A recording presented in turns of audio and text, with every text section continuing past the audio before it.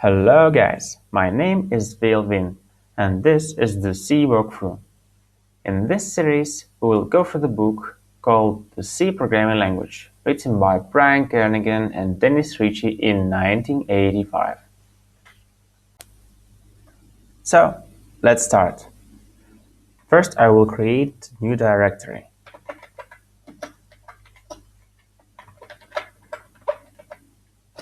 And enter it. In first episode, I will use the simplest text editor called nano.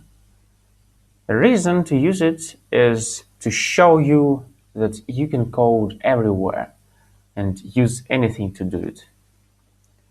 To use nano, enter nano and then name of your file. First program we will face with is hello world, and it's supposed to print out hello world phrase. In original example it looks like this: main parentheses braces print f hello world and strange subsequence. Save, exit. To compile it, print cc and name of your file. You can see some warnings, but now we have executable file called a.out. Let's use it. Hello world. As you can see, we have some warnings on compilation. First of them, return type defaults to int with arrow points to main. What is the reason of this warning? Main is function, and every function in C programming language have type.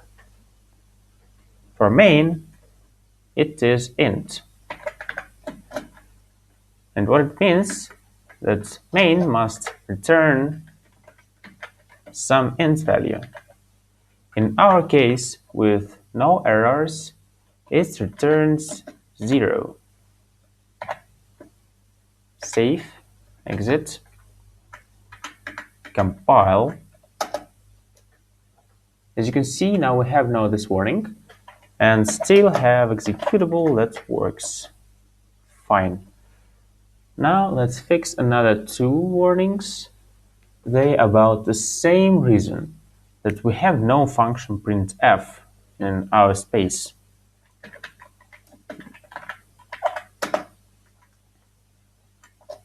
Why do we have printf? Printf is a built-in function that have implicit include. If we use it like this, it's automatically included from file stdio, as you can see here. This, stdio.h. To fix this warning, we can do following thing. We need to write, before we use printf, we need to write line include stdio.h. Save, exit, compile. We have no warnings. We have our executable that works fine. And now I must explain what include do. Include, as you can see, have sharp as a first character in this command. Include have sharp. All commands with sharp are preprocessor directives. And include, what does it do?